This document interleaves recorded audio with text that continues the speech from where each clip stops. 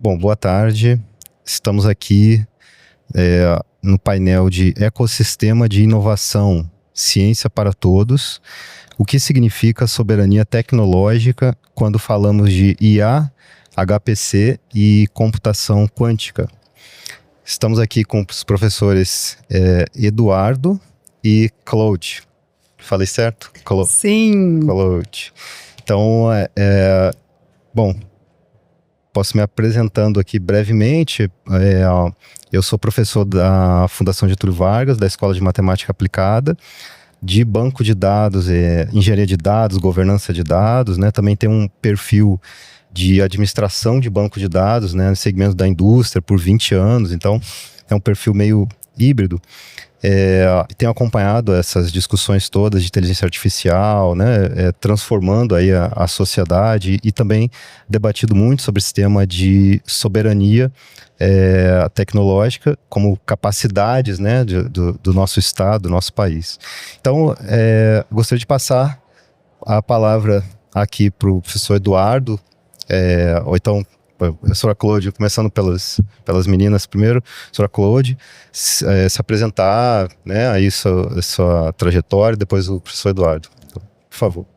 Oi, Júlio, tudo bem? Então, eu sou professora aqui da Faculdade de Economia da UF, né, do programa de pós-graduação em Economia também, e há 20 anos que eu trabalho nessa parte de inovação sustentável, meio ambiente, energia. Eu sou coordenadora de um laboratório que se chama Núcleo de Inovação, Meio Ambiente e Sustentabilidade, onde há alunos de pós-graduação, de graduação, tanto da economia quanto de outras áreas da universidade, né? É um laboratório interdisciplinar, então tem alunos da engenharia, de ciências ambientais, relações internacionais, direito e economia, obviamente, né? Então, esse é um dos lados, né, onde eu trabalho a parte mais científica, onde a gente analisa várias questões relacionadas a mudanças climáticas, padrões de consumo sustentáveis, consumo sustentável de energia, coisas desse tipo.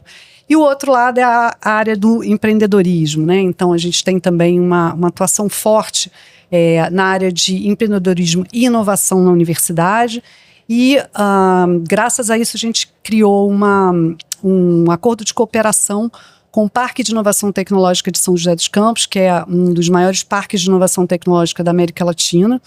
E nós temos essa cooperação que se resume além de análises técnicas e ajudas para fomento e busca de fomento público, né, para as startups que estão no parque, também para levar alunos ao parque, conhecer esse ecossistema de inovação, fazer uma parceria com São Paulo, né? Então, para a gente trabalhar a FAPERJ e FAPESP, estão tentando fazer um ecossistema mais amplo. E nesse âmbito também eu sou curadora dos painéis de sustentabilidade, junto com outras pessoas do parque, quando eles realizam a Innovation Week, né, que é uma semana parecida com a Innovation Week aqui do Rio de Janeiro. Então, nós desenvolvemos algumas rodadas de negócios, coisas desse tipo, mas também levamos a parte científica para o público que frequenta a Innovation Week. Então, isso é mais ou menos assim, o meu perfil é um perfil meio híbrido, né, um pé no mercado, um pé também na academia, muito forte. Então, a minha formação foi em doutorado na COP, no planejamento energético, e eu fiz o contrário de todo mundo, né? Como eu sou franco-brasileiro, fiz a graduação e o mestrado na França. Depois é que eu vim fazer o doutorado aqui. Mas então, essa é mais ou menos assim, esse é um resumo do meu perfil, e bem, é isso. Legal, obrigado, Claude. Eduardo. Bom, primeiro agradecer o convite, né? Um modo um pouco diferente para mim do que a gente está acostumado. Me acostumar aqui com essa nova forma de conversar, de comunicar, né? Já falou, né? Eu sou Eduardo. De formação, eu sou cientista da computação, com mestrado e doutorado em modelagem computacional, lá pelo Laboratório Nacional de Computação Científica. Fiz meu pós-doutorado aqui na UF, então eu me sinto muito em casa, né? E hoje eu sou pesquisador em saúde pública pela Fundação Oswaldo Cruz. Eu sou do Instituto de Tecnologia em Imunobiológicos, da Fiocruz, né? Tem a responsabilidade de produção de biofármacos, de vacinas, enfim. Então, é o braço da Fiocruz responsável por isso, mas já tive em várias áreas. Eu tenho muita felicidade de ter caminhado na computação também, buscando conhecer muito de outras áreas. Eu acho que a computação ele tem esse papel, né, de dar sempre esse apoio, né, de sempre colaborar com outras áreas. A gente muitas vezes confunde o papel da computação. Você mesmo falou, né, que também está em banco de dados, e como é importante conhecer o domínio de aplicação. Então, acredito que eu estou um pouco na interface das áreas de domínio, sejam elas biológicas, arqueológicas, enfim, em diversos campos, né, também de modelagem molecular, otimização, mercado, mas usar a computação para esse apoio. Fiz o meu doutorado, minha linha de pesquisa principal dentro do que hoje a gente chama mais genericamente de inteligência artificial, mas tento apoiar aí onde posso. Tanto é que eu faço parte também hoje de um NCT, na verdade 2 NCTs, né? O NCT de síntese na biodiversidade amazônica, e o NCT de arqueologia, paleontologia do semiárido. Estão mostrando que a computação né, ela pode apoiar muito, ela tem que ser parceira sempre. E em bio especificamente, né, faço parte da assessoria de inteligência competitiva lá de Biomanguinhos, também nessa ideia de como que a gente pode utilizar os dados para gerar decisões cada vez mais baseadas em evidências, a tomada de decisão ser a mais fortalecida possível sobre os dados que obtemos. Então é uma carreira de computação, claro, desenvolvendo métodos de inteligência artificial, mais especificamente de aprendizagem de máquina, focado na otimização, banco de dados, mas tentando aprender aí um pouco com as outras áreas, experiência na Amazônia, enfim, tudo isso tentando agradecer de um lado e outro, né? Levar para as áreas, mas também trazer para a computação um pouco do que a gente pode absorver e melhorar nossos próprios métodos. Acho que é um pouco, faz parte do programa de Biologia Computacional e Sistemas também lá da Fiocruz, enfim, então, interajo com algumas instituições no país para tentar trazer um pouco desse lado interdisciplinar da brincadeira, né? Mas acho que é isso. Muito bom, muito bom. A gente vê, acho que todos aqui, né, temos um perfil meio interdisciplinar, né? A gente ficou se perguntando, né, aqui, né, o que nos convidaram aqui, né, para esse painel. Quer dizer, é uma ciência mais aplicada mesmo, né, mais ligada, conectada, assim, a questões, né, da sociedade como um todo. E indo nesse ponto, queria trazer, bom, eu fiz uma pauta aqui, né, que eu já compartilhei com vocês, tem uma abertura, uma parte de soberania, depois de um pouco de trabalho, né, e um fechamento. Então, os pilares aí do nosso, aqui do nosso podcast. E aí eu queria começar com essa abertura, que é meio que uma reflexão de uma autora, Shoshana Zuboff, né, essa reflexão é de 1988, e quando ela já perguntava se a tecnologia nos tornaria dependentes da máquina ou mais capazes através dela. Então, eu queria abrir para vocês, assim, tipo, pensando nessas 4 décadas, assim, já passadas, né, agora com inteligência artificial dada um nível que eu acho que entrou no popular, já popularizou através da IA generativa, né, que a gente conhece aí por ChatGPT, o HPC, a computação de alto desempenho, né, essa dicotomia, quer dizer, de tecnologia substituindo ou potencializando o humano, ela ainda faz sentido para vocês? Vocês acham que isso mudou, o prisma mudou, colapsou? Que queria ouvir vocês aí, pode ir. Pode começar. Bom, eu acho que os questionamentos eles continuam muito parecidos, né? A gente pode mudar um pouco o lado, a visão, um pouco a ferramenta, mas os questionamentos ainda são muito parecidos dos nossos pressupostos principais, né? Nossos primórdios aí de investigação. E eu acho que isso toca em alguns pontos que a gente tem que se questionar o tempo todo, né? se colocar à prova o tempo todo, para que a gente não inverta esse lado, né? A gente ser dominado pela tecnologia. Sou um cientista da computação, amo a área que eu escolhi para minha carreira, mas eu sou muitas vezes aquele que bate na tecla para falar, calma, a inteligência artificial não é isso que você imagina, não é assim que ela se comporta, não, ela não resolve todos os seus problemas. Eu acho que a gente mudou os termos. Nós mudamos os termos, nós mudamos as ferramentas, mas a linha de raciocínio ainda continua a mesma, né? Quem detém o conhecimento, quem é capaz de produzir algo, continuam sendo as pessoas, né? A gente não vai produzir nada para máquinas e nem deveria ser seguido por elas. Acabei de falar de tomada de decisão. Quem toma decisão é um ser humano. E é assim que tem que permanecer. Eu acho que a gente tem que saber lidar com todo o ferramental que nos é posto. Quantas revoluções nós passamos? Algumas revoluções, de fato, mudaram a nossa forma de pensar. Mas a maioria delas foi um vendaval que passou, e eu acho que a inteligência artificial ela se internaliza nisso. É claro que ela potencializa, é claro que ela traz coisas incríveis, como eu falei, estudo isso desde a administração científica, né? Mais de 20 anos debruçado sobre um tema, não seria à toa, porque eu realmente acredito, mas com muita parcimônia. Eu nunca imaginei, quando eu estava lá na administração científica, que eu ia abrir o jornal e ia ter manchete falando a inteligência artificial decidiu o melhor time do mundo. Eu acho isso um pouco inconcebível, né? Eu até brinco, né? A IA, a gente já começou a torná-la íntima, né? A minha IA, a gente fala que as IAs, a minha IA. E ela nunca vai dizer que o melhor time do mundo é um ou outro, porque ela nunca vai falar do Tupi lá de 90, que é o time da minha cidade, porque ela, na verdade, só reflete o que a gente mesmo oferta, né? Isso a gente pode questionar aqui melhor, pode falar sobre isso, mas é mais um ferramental que tem que ser muito bem exposto, muito bem usado e muito bem explicado, para que a gente não caia no risco disso que está na reflexão original que você trouxe, né? De que a gente seja dominado por ela, né? O meu maior receio hoje é que a gente, como qualquer ferramenta, ninguém dirige um carro sem saber para onde ele ter que ir, sem que a gente entenda muito bem o que está ali dentro e muito bem o que ela pode me oferecer de melhor e o que ela pode me oferecer de pior.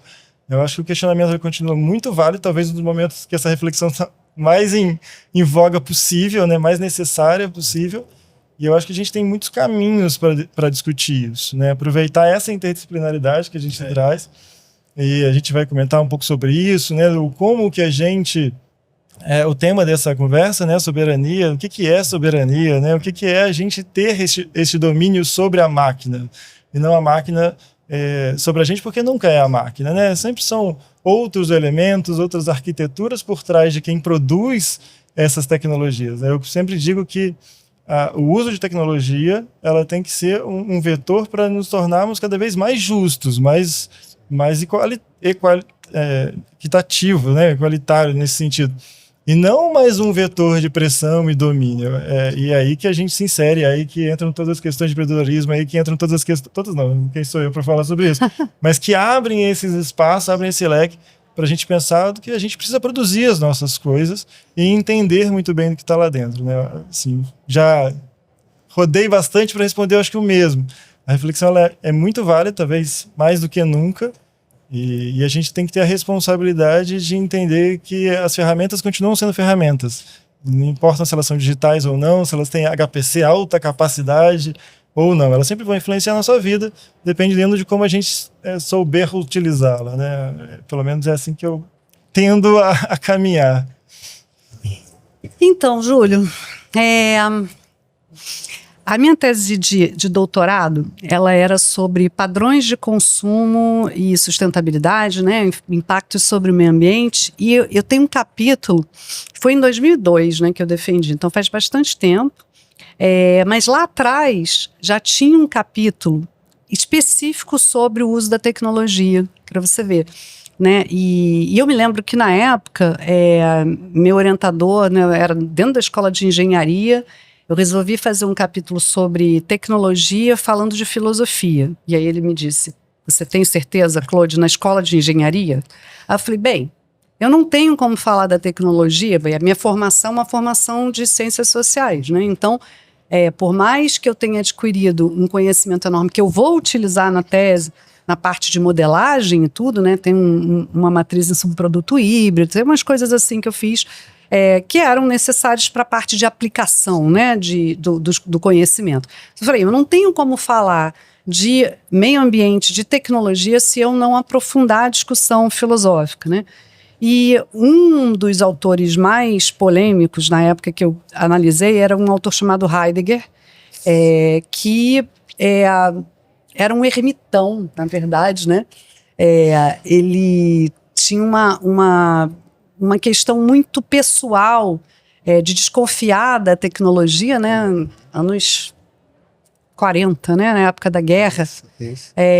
E ele tinha essa percepção de que a tecnologia iria subjugar o homem, essas coisas todas. Então, tem uma discussão bastante grande, assim, nesse capítulo da minha tese, onde eu apresento as diferentes correntes, né? E uma das coisas que eu posso falar, que eu concluí disso, que eu aprendi, é que, enfim, a máquina, ela sempre é importante nas evoluções, né? No avanço do ponto de vista da civilização ocidental, mas, como o próprio Eduardo falou, quem opera essas máquinas somos nós, né? Então, existe uma questão de valores, uma questão relacionada a como a gente vai utilizar essas máquinas que precede isso, né? A máquina, mesmo a IA, ela é como um super estagiário nosso, né? Que a gente treinou muito e que é super rápido, que consegue nos dar respostas rápidas em relação a tarefas que são repetitivas. Isso é excelente, né? Para quem trabalha com modelagem ainda por cima, né? Você sabe. Gente, poupa um tempo enorme. Em vez de você ficar lá esperando horas o modelo rodando, aquilo ali em segundos e minutos te dá uma resposta e acelera a parte de análise. Porque, no final das contas, quem vai fazer uma análise em relação àquilo que a gente quer tirar daquela situação toda, ou os valores que vão estar por trás, somos nós, né? Então, existe uma questão filosófica muito importante que está por trás, que é o que a gente vai fazer com essa tecnologia toda, né? Eu me lembro que, na época que eu discutia isso com o meu orientador, né, ele falava, você me faz ter umas discussões que eu não sei por que você está aqui, meu Deus do céu. E eu sempre gostei de provocar essas coisas diferentes. Divertida. Porque eu falava assim, mas Maurício, era o Maurício Tomaschi, Maurício, olha só, a gente precisa ter essa discussão. Por quê? O enriquecimento do urânio, ele serve tanto para fazer uma bomba atômica, como para as nossas centrais hidrelétricas, que é uma das questões que a gente trata aqui no PPE, né? Porque era sobre energia e tal. E isso não é uma coisa à toa. O que a gente vai fazer com essa tecnologia depende da nossa ideia de visão de mundo, do que a gente espera, justamente como você falou, né, dessa questão de pensar numa transição justa, na questão da equidade, etc. Então, a tecnologia, ela é uma ferramenta. Ela é uma super calculadora, um super estagiário, mas que não vai tomar as decisões por nós, né? Então, a gente pode utilizá-la da melhor forma possível, treiná-la muito bem. E, de novo, a inteligência artificial, ela não é uma ameaça. Ela é uma parceira nossa, do momento que a gente saiba utilizar. Mas isso servia lá quando se fez o enriquecimento do urânio. Então, não precisa chegar na IA. A gente pode olhar lá no iniciozinho até um carro. Ele pode servir para deslocamento, pode servir para atropelar pessoas, pode servir para tanta coisa. Então, no final das contas, é a nossa consciência, a nossa percepção e visão de mundo que vai nortear isso, né? Então, isso às vezes eu acho que as pessoas elas esquecem um pouquinho, né? Então, elas ficam dando esse poder para a IA. Claro, se você se colocar na mão de um estagiário ou de alguém que não tenha a profundidade para tratar de determinados temas, no final das contas foi você que se colocou nessa situação, né? Não é culpa daquele que está te dando a resposta que ele pode, né? Que é uma resposta limitada dentro do que ele foi treinado. E o que você vai fazer com isso? E aí a gente tem que entrar para a filosofia. Né? Tem um elemento, desculpa, só para complementar um pouquinho. Você me fez lembrar que há pouco tempo atrás a gente discutia sobre a culpa era sempre do algoritmo, né? Isso. O algoritmo é isso, o algoritmo é aquilo, agora é a IA, né? Mas o algoritmo é um elemento matemático. Tá lá, bem definido, com todas as suas questões bem colocadas. E longe de ser uma revolução atual, a gente fala de décadas e décadas, que a gente fala inclusive sobre reconhecimento de padrões, que é a base da IA. A gente pode ficar aqui falando da história, né, como você bem colocou, como isso isso tem tempo, isso tem maturidade. E por muito tempo a gente falava que a culpa era do algoritmo. O algoritmo entregou, o algoritmo me fez, o algoritmo fez. Não, são o que as pessoas colocaram ali e o que você conclui sobre isso. O elemento matemático computacional não tem menor culpa sobre aquilo. Eu acho que ele é interessante mecânico. ele é mecânico. Eu acho que é muito interessante quando você traz, quando são inclusive as decisões bastante arquitetadas que se pensam para onde eu quero levar isso. Para que sentido eu quero? Da melhor ou pior? Da mais equidade ou não? De mais domínio ou não? Até o quanto isso chega à mídia geral de forma assim um pouco, vamos dizer, abrupta, né? Ou mais geral, sem um acompanhamento cuidadoso, sem maior informação, também pode ter sido uma decisão, né? E isso sempre são as pessoas e grupos de pessoas que tomam, né? Isso, ó, tô ouvindo vocês aqui, me segurando até. Cara, né, tem que todo mundo... Mas que eu acompanho, estava fomentando até com o Eduardo, eu gosto muito de filosofia. Mas, assim, é mais tipo hobby, sabe? Que mesmo na minha área vai acabar virando, em algum momento, algum artigo, alguma ciência. Mas você falou Heidegger, né? Então, Heidegger foi aluno de Husserl, Edmund Husserl, que eu estou estudando. Estou estudando Husserl. E por que eu estou estudando Husserl? Ele inaugura o que ele chama de... fundamenta, né, a fenomenologia transcendental, que vem a ser uma visão, né? Eu ainda estou estudando, evidente, me perdoem qualquer, mas é como se fosse possível você ter uma consciência pura, né? Tipo, a parte do mundo, né? Tipo, tem uma discussão do mundo, se o mundo... como é que o mundo nasceu, como é que as coisas funcionam, dá uma pausa em toda essa discussão e volta apenas para sua consciência. Isso é o Husserl, né? E aí, no momento, eles começam juntos, né? O Heidegger, você tem um livro engraçadíssimo, que eles vão definir a fenomenologia transcendental para a enciclopédia britânica, e aí ele pede, e o Heidegger destoa dele, e isso fica óbvio, né? Que o Heidegger pensa diferente do Husserl, e mesmo assim o Husserl vai lá e pede para ele validar o artigo. Olha só que legal, né? A relação dele. Aí o Heidegger vai lá, rebate alguns pontos e tal, aí o Husserl retoma e ele diz, bom, isso eu aceito, isso eu não aceito. Ele reescreve. Cara, eu sei que tem 4 versões do mesmo artigo, que ele vai e volta com Heidegger para esse artigo e ele decide voltar para aquele primeiro dele e meio que ignorar o Heidegger, né, que, evidenciando uma ruptura ali entre os dois. E, então, assim, o do que eu entendi até agora desse ponto em relação à IA, que não existia, claro, na época do Husserl, a IA não tem intenção humana. Porque ela não tem consciência. Quer dizer, os seres humanos possuem consciências e a sua consciência é que é o motor da intenção, que é o que vai despertar o gatilho. Então, todo algoritmo ou IA, o que seja, são modelos que foram pré-treinados por uma intenção humana. Exato. Pode não ser a minha, pode não ser a sua, pode não ser, mas é a intenção de alguém, ou de um grupo, né? Há uma intenção humana por trás. Indo um pouco para frente do Husserl, eu fui para uma outra, também estudei uma outra linha do Ortega y Gasset. Ortega y Gasset, que ele tem também um escrito só sobre tecnologia, e é engraçadíssimo, né, que no resumo de tudo, são novas formas de fazer fogo. O ser humano faz fogo, começou fazendo fogo, a tecnologia, até anotei aqui, tipo, é um instrumento de realização humana, para onde você vai se realizar o ser humano. E então, na época industrial teve um nível de tecnologia, na época antes da indústria era outro, o artesão era outro nível, só que hoje, quer dizer, esses filósofos não viram o que a gente está vendo hoje, né?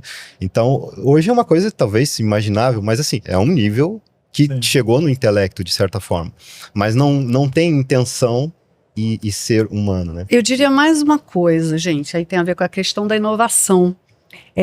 Uma das características dos seres humanos é essa capacidade de se adaptar, de mudar um padrão, justamente, né? A IA funciona muito em cima de padrões que ela consegue detectar rapidamente e mecanizar, né? Como a gente estava falando. Então, uma das características que a gente tem, diferente da máquina, é essa capacidade de alterar alguma coisa que está em andamento e trazer uma nova versão para aquilo, porque faz parte do ser humano, né? Aí entra um pouquinho da questão econômica também, né? O Homo economicus, ele tem um comportamento que não é estável o tempo todo, ele pode alterar e se adaptar, inovar, e com isso a gente tem novos padrões aparecendo, novas situações que vão se configurar.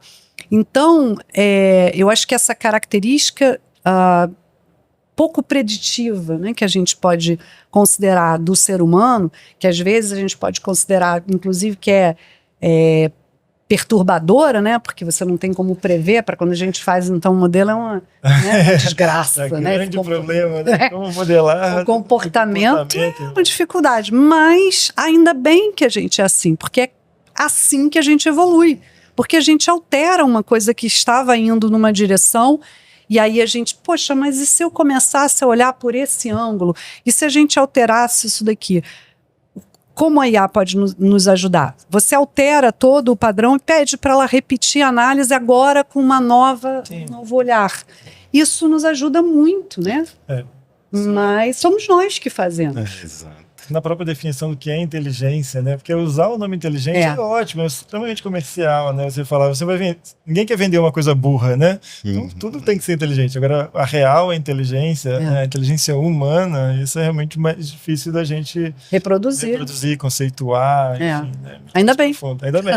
Que seja assim. Muito bom. Bom, muito bom. Acho que deu para abrir bem assim o tema. Não é pouca coisa, né? Não é pouca coisa. E agora eu queria mover para o tópico de soberania tecnológica. Um tópico mais assim, mais central, né, daqui, então, da nossa pauta. Então eu queria trazer assim para vocês o que eu acho que um pouco até a gente já falou, né, na abertura a gente estava até tendo abordado um pouco. O que diferencia, só que agora com um olhar mais para a soberania, né? Então o que diferencia ter acesso a IA, e falando ao ChatGPT, né, mais claramente, ou ter acesso ao uso da IA e ter soberania, né? Como é que é a diferença entre ter o serviço, se for pensar, né, o serviço em si, tecnológico, e o que é ter soberania sobre aquele serviço. Quando a gente fala de infraestrutura, de HPC, de data center, de talentos humanos, de dados, inclusive, né? Não é só infraestrutura, tem que ter pessoa, tem que ter talento. E uma palavrinha também aqui de computação quântica, tipo, aí talvez aqui mais com o Eduardo, tipo, realmente... muito tem se falado, né? Muito a gente tem ouvido na mídia notícias de avanços, né? IBM, da Google, do chip e tal. Agora, o que falta, né? A gente vê vários avanços, várias notícias e tal. O que falta para quebrarem a nossa senha, né? A senha do nosso banco, né? Por que não quebraram ainda, né? O que aconteceu? Qual é a distância entre vamos dizer, essa corrida quântica que a gente vê de grandes, né, empresas, assim, e que tipo de preocupação, assim, que tem que ter, dizer, governos o tipo governo ou as empresas em termos, o que é real, né, e qual é o tempo de a gente poder tomar alguma medida. Enfim, essa seria a pauta aqui que eu iria abrir para vocês desse segundo tópico. Vai lá. Essa parte mais específica da soberania, acho que você vai ser mais... Então, eu acho que a gente está... claro que a gente estava conversando um pouco antes sobre isso, e você já falou uma coisa que para mim resume bem, né? O direito e a escolha de dizer não. Talvez seja um bom começo para falar dessa conversa, porque para mim, soberania enfim, fora os termos formais dessa conversa, né, sendo bastante prático, é a capacidade de você deter toda aquela tecnologia e você decidir o que é melhor com ela. E para você deter seja uma tecnologia, ou seja o campo que for, mas mais especificamente sobre as tecnologias que você elencou, a gente hoje é inevitável falar, né, a gente está aqui nessa mesa falando de IA, enfim, mas no fundo o que a gente está falando é de um conhecimento aprofundado e um estabelecimento de infraestrutura computacional, seja no que ela quiser ser aplicada, e muitos desdobramentos que isso pode levar. né, robótica, automação, enfim, ciência base, porque vai ajudar na pesquisa, porque sem isso a gente não retroalimenta, né, as soluções de impacto futuras. A soberania, para mim, é essa capacidade de você entender que eu tenho que internalizar, que eu tenho que ter a capacidade de todo o arcabouço que me levou àquela tomada de decisão. Quando a gente fala de acesso, na verdade a gente está numa superfície, né? A gente tem uma alta chance de criar uma nova dependência tecnológica, de criar uma nova dependência econômica. É inevitável falar de economia em absolutamente tudo. Então, quando a gente olha para o cenário atual, né, quando a gente vê o que tem acontecido, a gente vê novas pressões de dependência, como também sempre aconteceram, né? A gente agora tem uma tecnologia de alta abrangência, talvez, né? De maior velocidade, de maior capilaridade. Quase todo mundo fala sobre IA.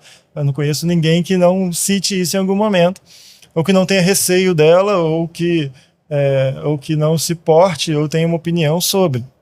Isso acontece também com computação quântica, porque fica no imaginário, porque outras áreas são criadas com nome quântico, porque é lindo falar, né? É extremamente interessante falar inteligente e quântico, são nomes lindos. Mas eu acho que a gente tem que entender aí como políticas de Estado, aí como decisões estratégicas, o quanto isso tem que ser próprio, para que eu possa tomar as decisões sobre isso. Então, se eu quero um caminho em que a inteligência artificial vai apoiar o meu progresso, a minha formação de Estado, a minha formação intelectual de uma população, né, de uma formação educacional, isso tem que ser de fato internalizado. Porque eu quero construir as soluções que talvez ainda nem existam. As atuais, a gente pode até ter acesso, a gente pode aprender com elas, a gente pode inclusive reproduzi-las integralmente. Mas a gente também tem que ter a capacidade de construir as que eu ainda acredito que vão ser importantes. Importantes para a minha realidade, porque também não adianta a gente utilizar tecnologias, sejam elas quaisquer. Né? A gente pode falar, inclusive, de biofármacos aqui, né? Porque a nossa população é uma população que demanda de um conhecimento específico, de uma dedicação específica, né? Então, se eu quero construir algo, eu tenho que deter todo o processo construtivo, até para decidir que eu não quero. Eu não quero construir. Às vezes eu quero importar, às vezes eu quero usar, às vezes eu só quero acessar. Mas a decisão informada sobre isso, ela demanda de um conhecimento que esse sim define a soberania. Quando a gente fala de projetos, né, estava aqui escutando sobre um projeto de inovação, enfim, os distritos, aqui a gente está na frente de um também, né, com o Distrito Cantareira, que a gente tem a felicidade de acompanhar nascendo. Eles têm essa potencialidade de capacitar, preparar, mas também criar, porque aí eu vou decidir de fato para onde eu quero ir. E tem um elemento, né, entre esses muitos elementos, é que não adianta também eu querer capacitar. Nós temos professores excepcionais, mas não dá infraestrutura para isso. Nem que seja para reproduzir esse acesso, eu quero reconstruir o que já existe. Ótimo, porque eu vou aprender com ele para construir o meu. Mas eu preciso dar esse conjunto completo. Então eu tenho que dar infraestrutura ao mesmo tempo que eu dou capacitação, ao mesmo tempo que eu dou oportunidade, porque não adianta eu criar alguma coisa que ninguém vai utilizar. Mas resumindo, eu acho que a pergunta que você nos traz sobre o que é soberania é também valorizar o que a gente tem. Você falou muito bem, acho que na sua pergunta tem toda a resposta, né? Você falou sobre dados, mas a gente, né, dados, informação e conhecimento, aquela tríade clássica, né? Como que eu posso abrir mão do que eu produzi? Quantas vezes nós nos vemos nesse processo de acessar, de buscar o que tem externo, a gente entrega o que a gente tem mais valioso, o dado que eu gerei, ou a minha comunidade gerou, e o conhecimento que eu gerei dele. Né, porque eu distribuo isso de forma muito aberta, sem deixar esse conhecimento internalizado e, de fato, consolidado no seu próprio território. Então, eu acho que essas discussões, elas nos levam ao que eu espero, como nação, inclusive, né, o que eu entendo como é importante para o meu futuro, como uma população, enfim, como um Estado. E como que eu vou oferecer as oportunidades para isso? Nenhum problema utilizar, desde que eu tenha plena consciência para isso, até para negar, como você bem falou. E já que você perguntou de quântico, vou muito rapidamente, né, sobre computação quântica, eu posso falar sobre o que me cabe, né, que é um pouco dessa interface de inteligência artificial com métodos quânticos. Eu acho que seja essa tecnologia, ou seja qualquer outra, como a gente tem batido tanto nessa mesa, a gente tem que estar a par de todas, porque temos capacidade para isso. no título está ecossistema, né? Nosso ecossistema de pesquisa, ele é muito vigoroso, ele é muito capaz, desde que a gente dê os espaços para tanto. A gente tem que estar muito preparado para seja ela qual for a mudança, seja ela qual seja o desafio. Muito provavelmente, aí, uma mera questão de, né, nesse ponto é mais opinião, você perguntou sobre a senha, né? Quando isso acontecer, a gente vai ter outros mecanismos para evitar, porque é assim que a gente evolui, né? Com avanços e contrapontos, né? Então, eu não acredito que em pouco tempo a gente vá, né, ter essa preocupação, porque tudo avança muito continuamente. Mas é claro que a infraestrutura física ela é um desafio, porque ela é uma construção cara, é uma construção muito específica, muito peculiar, que existe uma capacitação de longuíssimo prazo. Então, eu acho que tem ainda esses poréns. Mas a gente tem condições de se colocar na ponta. Mesmo que no futuro isso não caminhe como a gente desenhou, como estava no imaginário de todos, a gente vai estar preparado para decidir o que vier pela frente. Mas, enfim, eu acho que e aqui no Cantareira também a gente tem esse acesso à computação quântica, outros grupos aqui em Niterói vai sediar o Congresso Brasileiro de Computação Quântica, né? Eu acho que a gente vai fortalecendo esse ecossistema para a decisão que tiver que ser tomada. E para se colocar ali na ponta do desenvolvimento. Mas eu acho que eu resumo um pouco com isso, né? De que a soberania, a gente tem a capacidade plena para decidir os nossos caminhos. Isso é ter o conhecimento de ponta a ponta ao ponto de decidir que eu quero simplesmente acessar, porque isso não me foi interessante economicamente, porque isso não me foi interessante para uma construção de direcionamento de futuro, né? Assim, de direcionamento de construção mais amplo pensamento. Né? Mas acho que é isso, não sei se eu falei demais. Não, que isso.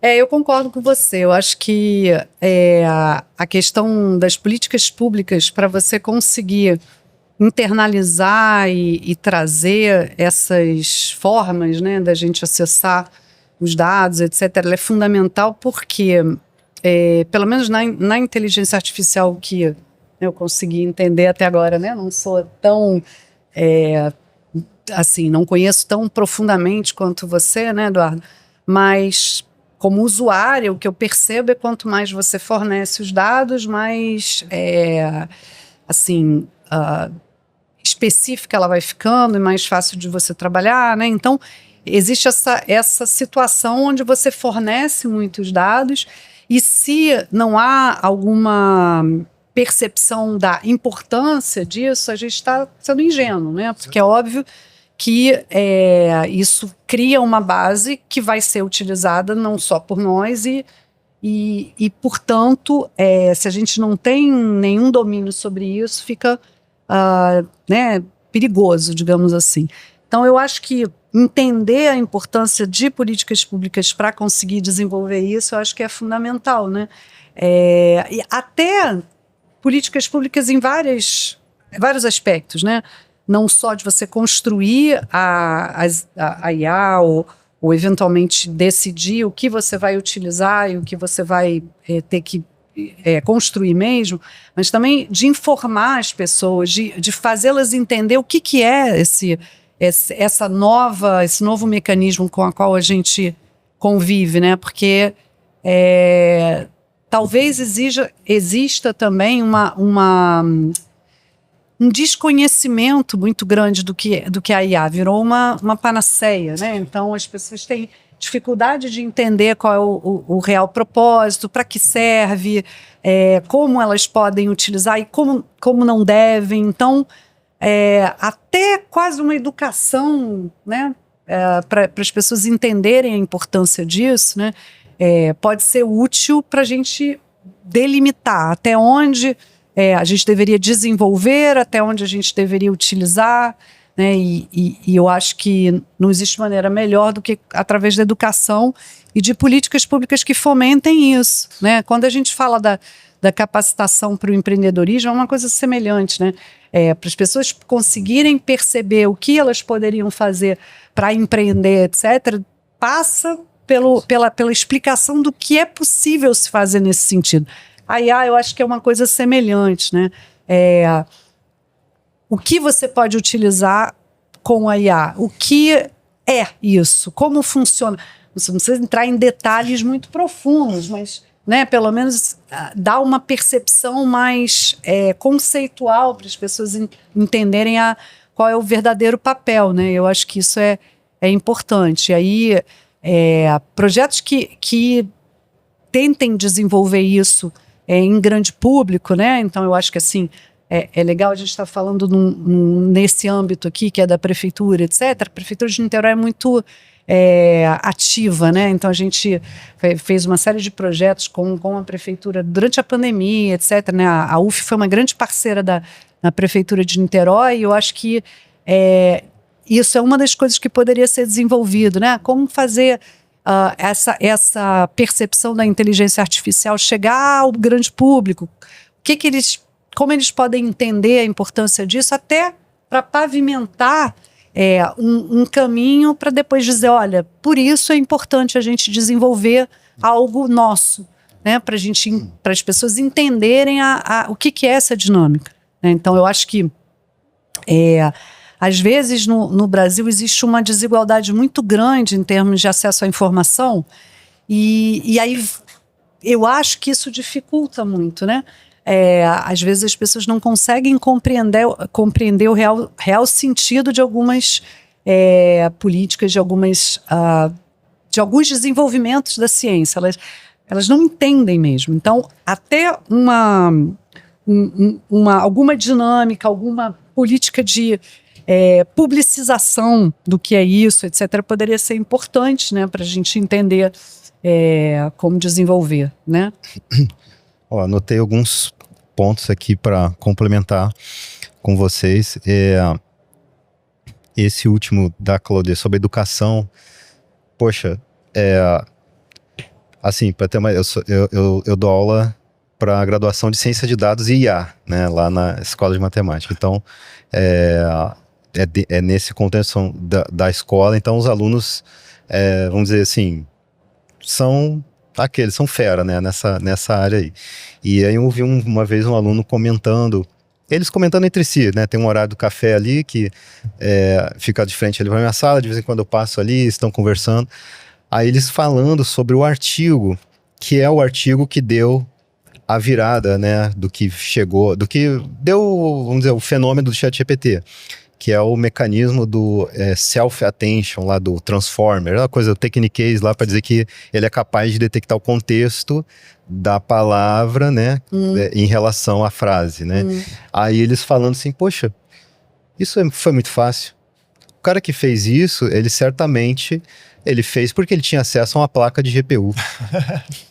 Porque assim, o aluno, e aí você entende o drama do ensino, quer dizer, os alunos são inteligentes, quer dizer, eles são esforçados, eles são lá estudando. Mas assim, como é que você vai evoluir e numa descoberta que ela é vinculada a um equipamento, um hardware, a GPU, né? Que é o que traz a capacidade de rodar os modelos. Então, a gente, assim, eu entendi um pouco o drama. Pode complementar. Porque é impossível falar sobre, não colocar um parênteses nessa conversa, né? De falar como assim, e cai exatamente sobre isso, né? Como essa informação chega e a preocupação dela chegar completa, correta, o máximo possível. Ninguém precisa saber programar, ninguém precisa aprender a fazer Transformer, ninguém tem essa obrigação, né? A não ser aqueles que queiram se debruçar sobre isso.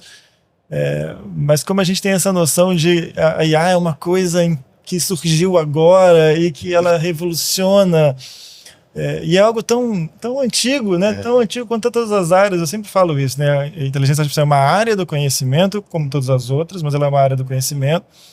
E a gente tem que dar a ela todo o seu mérito como uma área. Agora, ela tem um percurso muito longo. A computação praticamente nasce com o reconhecimento de padrões, que é a sua base.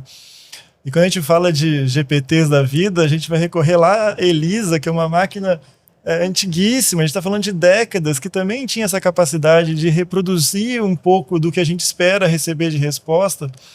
Mas tudo, aí voltando para o seu comentário, mas todo o desenvolvimento científico-tecnológico ele é atrelado às condições que lhe são dadas. Também. Né? E aí, quando isso chega, parecendo que algo alienígena, não chegou para a gente. Não, ele dependeu de muito investimento, de muito esforço, que são décadas de trabalho. Agora, é claro que quando a gente observa uma explosão de informação chegando, explosão de modelos que a gente recebe todo dia, porque a gente tem uma explosão de hardware, né? A gente tem uma capacidade computacional que foi exacerbada de um período de tempo mais curto do que normalmente essas mudanças de paradigmas tecnológicos acontecem. Então é impossível vê-los acompanhar isso e não pensar o quanto que a gente precisa da estrutura para que eles também criem os seus transformers. Exatamente.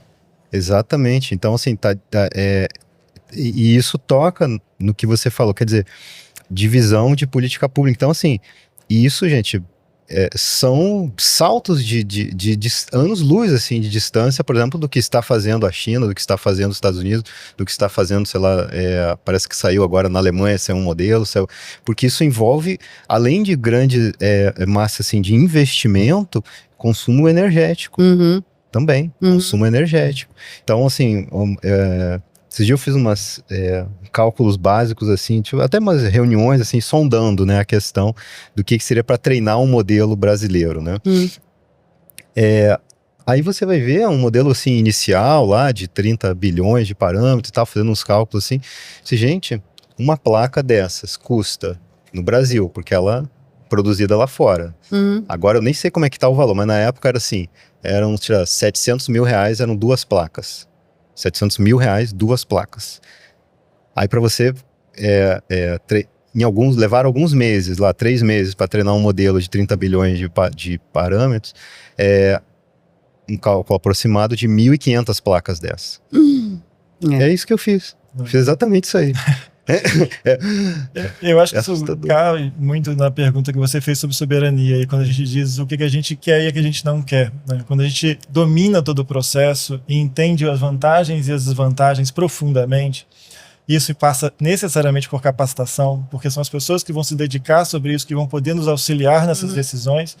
Isso passa, inclusive, por sustentabilidade, né? Eu acho que as decisões de grande porte, né, as decisões estratégicas, elas têm que nos colocar todas as cartas na mesa. Né? E uma fundamental é a sustentabilidade. E isso, obviamente, vai passar por geração de energia. Vai passar pela forma que a gente produz energia. Porque não adianta eu querer caminhar só sobre tudo bem, vou fazer um investimento agora vou formar pessoas que sabem inteligência artificial, mas eu não sei como que eu vou dar conta energeticamente disso. E o efeito de sustentável ambientalmente que isso vai me trazer. E quem vai modelar os processos climáticos daqui para frente, enfim, eu acho que o arcabouço completo, né, o desenho completo, ele tem que caminhar junto. Por isso que é uma decisão de maior porte, por isso que são decisões públicas, por isso que são decisões que devem direcionar um futuro mais completo. Senão a gente vai ficar aqui tentando apagar o gelo esperando o próximo fogo, né? Então, mente não tem como a gente desassociar, né? Eu acho, inclusive, que uma das grandes dificuldades de políticas públicas é essa integração entre áreas diferentes. Isso é a gente até está escrevendo um paper atualmente para um congresso que vai ter de economia ecológica, onde a gente fala exatamente isso, né? A dificuldade que você tem de integração entre políticas públicas, porque até a nossa maneira de abordar os temas, ela é segmentada, né? Enfim, a universidade foi criada dessa forma também. E hoje em dia, com a questão da sustentabilidade, a gente percebe que para você conseguir fazer algum tipo de desenvolvimento sustentável em diversos aspectos, a gente precisa tocar em várias áreas. Então, você vai desenvolver a IA, mas você vai precisar também pensar na questão do impacto energético e ambiental que isso vai causar. Você não pode fazer uma divisão de IA que não converse com a divisão de sustentabilidade para a política pública ser complementar, ela não pode ser só sobre IA.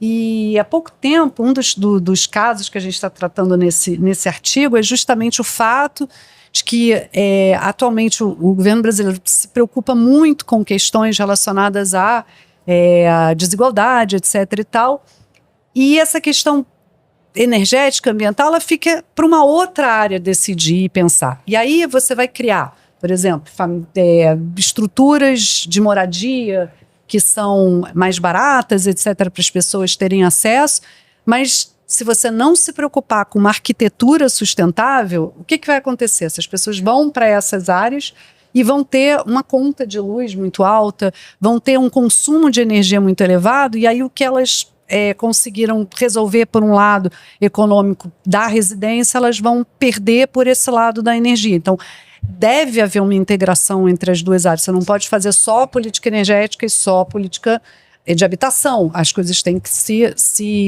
têm que conversar. E eu acho que é uma grande dificuldade normalmente em políticas públicas, né? Porque você necessariamente parcela, né? Então essa área cuida disso, aquela cuida daquilo, e não necessariamente a integração. Eu acho que a sustentabilidade, o grande pulo do gato é essa integração, né? E aí é outra palavra que eu acho assim fundamental hoje em dia, né, na área de educação, na área de políticas públicas, que é a gente aprender a integrar e conversar com outras áreas, né? Isso é uma grande dificuldade que a gente tem.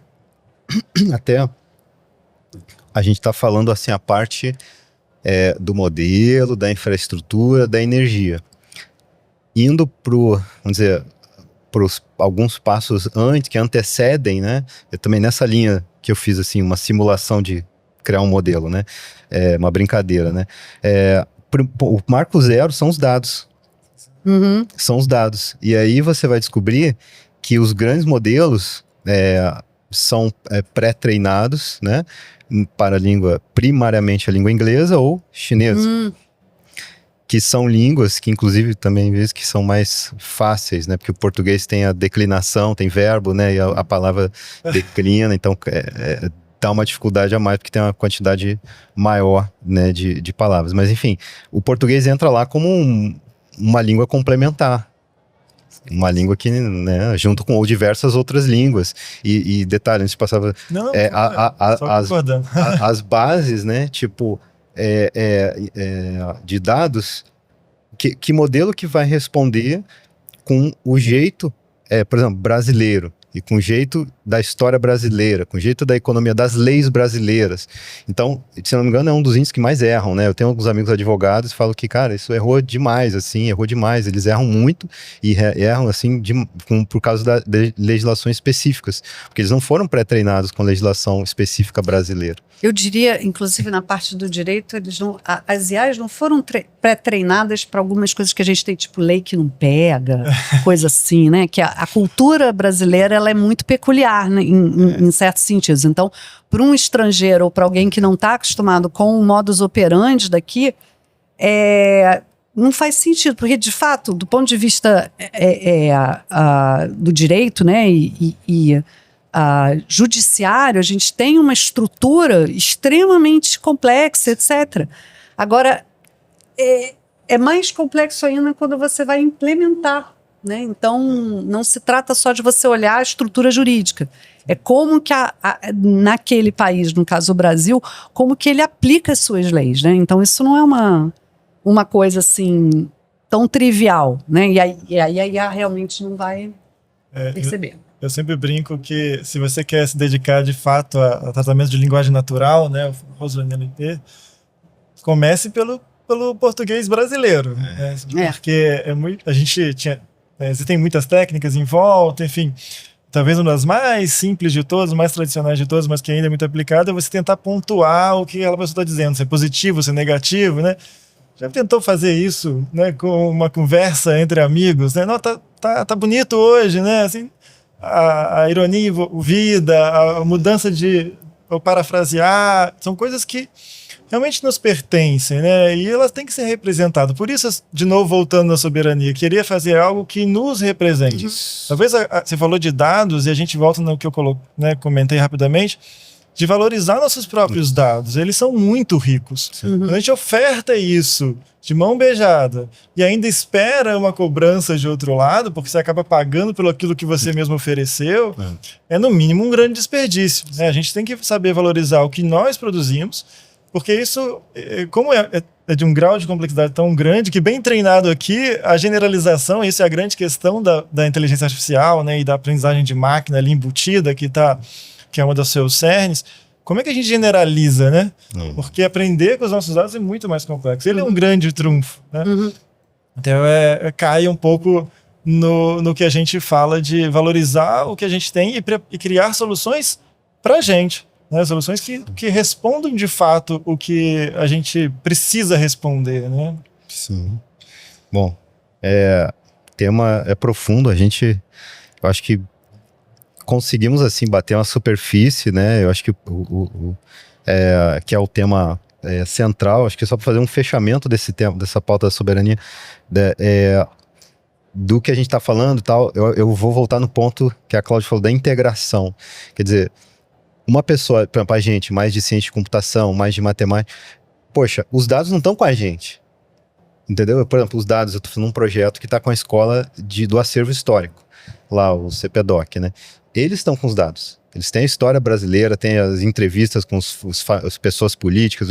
Então, a gente busca, tem que sair, não sei, assim, essa iniciativa de um lado ou de outro, mas eu acho que sem essa integração não acontece, porque ela é por natureza interdisciplinar. Essa criação, essa soberania. São várias áreas, né? São várias frentes para você ter essa capacidade de dizer não, e gostei que você falou também, até mesmo para dizer não, você tem que ter conhecimento de causa.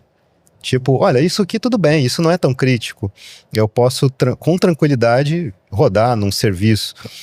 Agora, isso não, isso é core, faz parte do Estado, da nação, é da segurança, sei lá. Então, você ter essa capacidade de manter isolado e evitar que esse dado também saia, né, tipo, para ser usado, né, por outros modelos. A gente está um pouco, para finalização, eu queria só, para tocar num tema de capacitação e trabalho, mas assim, já um pouquinho mais rapidinho, acho que a gente tem mais alguns minutinhos, mas eu queria abordar bastante porque, assim, para não ficar com uma mensagem muito pessimista, né, para o jovem, esse que está entrando no mercado, assim, vai começar a trabalhar, né? Então, como é que a gente passa uma mensagem, assim, para esses jovens, né? Para essa geração que está começando a trabalhar. Então, que áreas que a IA está substituindo, automatizando, né? E que áreas que, por exemplo, podem ser potencializadas, o seu potencial pode ser potencializado, e como que um profissional pode se planejar para ficar do lado de se potencializar, ou seja, eu quero usar a inteligência artificial para aumentar a minha capacidade no mercado de trabalho, ao invés de ter a minha função substituída por ela. O que vocês falariam nesse tema? Eu acho que esse medo, né, esse temor de que a IA vai varrer tudo e as pessoas vão ficar sem emprego. Então, a gente, em economia, tem um autor que chama Schumpeter, que fala sobre a destruição criativa, né? Então, isso é muito usado também em inovação. Claro que quando a gente tem alguma alteração muito grande de um padrão, ou de uma corrente, etc., de um paradigma, a destruição de uma estrutura que existia, né? Porque você vai dar lugar a uma coisa nova. Então, necessariamente passa por uma reorganização. E essa reorganização tira as coisas do lugar, né? Então, a gente também usa aquela ideia, né, quando fala de sustentabilidade, de autoentropia, né? Que é uma situação de, entre aspas, de bagunça num determinado momento quando você está antes de você reorganizar. Então, assim, eu acho que a principal mensagem todas as vezes que a gente tem uma mudança tecnológica muito importante, essa da IA é uma mudança paradigmática mesmo, né? Eu acho que essa questão da mecanização, ela vai ficar para esse tipo de tarefa mais mecânica, padronizada, repetitiva, vai ficar para IA. Mas que bom, para que as pessoas possam fazer coisas mais inteligentes, mais criativas, etc. Então, eu acho até, quando eu estou batendo nessa tecla da educação, porque eu acho que a gente precisa até alterar a forma de passar informação e educação no ensino superior. Criar novas formas deles terem acesso à informação, se interessarem pelo desenvolvimento das tarefas, etc., porque a questão é essa, a gente não vai... assim como quando a calculadora apareceu, né? No início a gente ficava, poxa, será que deixa eles fazerem prova com calculadora e tal? Gente, de fato, não é aquele cálculo mais repetitivo que importa, é o que ele vai fazer com uma série de cálculos repetitivos para chegar à solução de alguma coisa. Então, como que a gente vai alterar essa formação desses novos jovens para que eles passem a pensar dessa forma mais criativa e não precisar tanto ficar naquela repetição de padrões, etc., porque isso a gente tem máquinas e vai ter a IA para fazer, né? Então, que novas profissões vão surgir a partir disso? Eu acho que nem a gente sabe ainda quais são, mas, sem dúvida, é uma reflexão de como a gente vai ensinar as coisas para esses novos jovens vai nos mostrar o caminho, porque a gente precisa de novas capacitações, novas formas de fazê-los desenvolver e achar soluções para os desafios, né? Então, eu acho que a gente está numa virada tão importante, né, para a área de educação, assim, onde a gente está sendo questionada, né? Alguns professores estão se sentindo ameaçados também, né? Ah, meu Deus, a IA, eu não vou conseguir mais. Quando a gente utiliza a IA justamente, né? Está acostumado. Aliás, só um detalhe. Você sem querer falou cloud, né? Porque isso é um problema. Eu estou fazendo uma campanha, Júlio, para que todos digam Claude. A IA se chama Claude, não é cloud. Aí falam Claudinho, né? Porque não Claudinha, inclusive, né? Mas não é Claude. Então, para quem escutar, por favor, digam Claude, não é Cláudia. E aí isso é um erro, porque Claude é um nome francês, né? Antigamente eu detestava o Claude porque, né, no Brasil era dificílimo de fazer as pessoas dizerem meu nome de forma correta, né? Hoje em dia tem uma IA que se chama como eu. Então, mas as pessoas dizem Cláudio, então não melhorou nada na vida. Piorou, porque daí... Agora mesmo que vamos chamar sempre de Cláudio, mas aí eu estou fazendo essa campanha. Então, toda vez que tem um hackathon, que tem alguma coisa onde eu estou em contato com muitos jovens, eu começo. Gente, eu estou entrando aqui para fazer uma campanha. Então, só esse parênteses. Mas, enfim, eu acho que depende muito das novas maneiras que a gente vai trazer a informação, o conhecimento para esses jovens, para que eles entendam também que novas profissões vão surgir, porque a gente não vai precisar mais ter acesso a essa mecanização, né? Bom, vou falar super rapidinho, por causa do nosso tempo também, mas é impossível não falar que, assim, se é para deixar aí um incentivo, né? Como eu falei, eu adoro a área que eu escolhi como profissão, né? Eu sou um cientista da computação com muita paixão, assim, pelo que escolhi fazer, porque a gente pode ver muito, né? Tive a oportunidade de ver a área de biodiversidade, hoje os desenvolvimento de biofármacos, falar sobre saúde pública. Então a computação ela abre um leque gigantesco, mas aí a gente tem que falar sobre duas coisas. Uma, que isso não nos abstém da formação. Assim, se dedicar à formação, se dedicar a você aprender sobre aquilo que você se dedica, isso nunca vai mudar, né? Assim, é difícil a gente imaginar que vai ter uma mudança e os professores vão continuar essenciais nesse pacote, com a grande diferença que agora a gente tem um material muito mais rico. Quem nos dera no nosso tempo de graduação ter o material que a gente tem, a interatividade que a gente tem. E a outra mensagem que talvez seja interessante falar é: não subestime a sua inteligência. Assim, não acredite que uma máquina feita por 1 e zeros e que só sabe somar vai saber mais que você.